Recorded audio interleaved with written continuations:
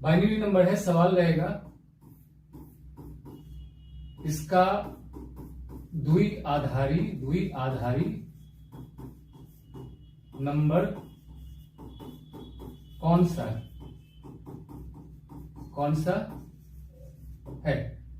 Binary number से सवाल अक्सर पूछा जाता है नेट के एग्जाम में, आपको बाइनरी नंबर निकालने आना चाहिए। कैसे निकालेंगे, तो एलसीएम सीख लेना। एलसीएम इसके लिए बहुत जरूरी है, जिसको एलसीएम की जानकारी है उसके लिए ये कुछ भी नहीं है, हलवा है। तो वो कैसे निकालेंगे, 25 का हम एलसीएम निकालेंगे।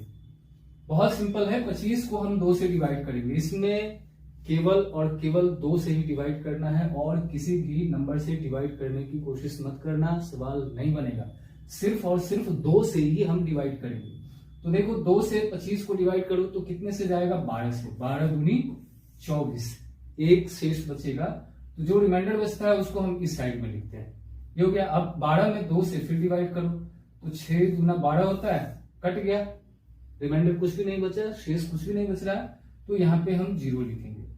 फिर इसको 6 को हम 2 से डिवाइड करेंगे तो 2 तिया 6, 3 से चला गया, फिर रिमाइंडर कुछ नहीं बचा, शेष 0 बचता है, तो उस 0 को हम यहाँ पे लिख देंगे।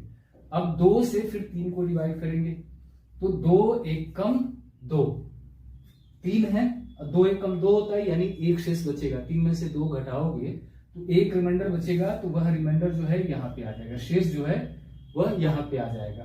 अब जो बाइनरी नंबर होगा इसका, वो यहां से हम काउंट करते हैं, नीचे से ऊपर की ओर चलते हैं। यानी पहला होगा 1, दूसरा ये होगा, तीसरा 0, चौथा 0 और पांचवा 1।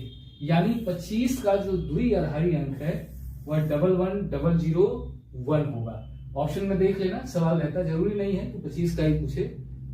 किसी भी अंक का बाइनरी नंबर निकालने के लिए आपको दिया जा सकता है, इसे बना लो। अगले वीडियो में मैं बताऊंगा कि अगर बाइनरी नंबर दिया हो तो उसको दशमलव में कैसे कन्वर्ट करेंगे। जुड़े रहना, देखते रहना।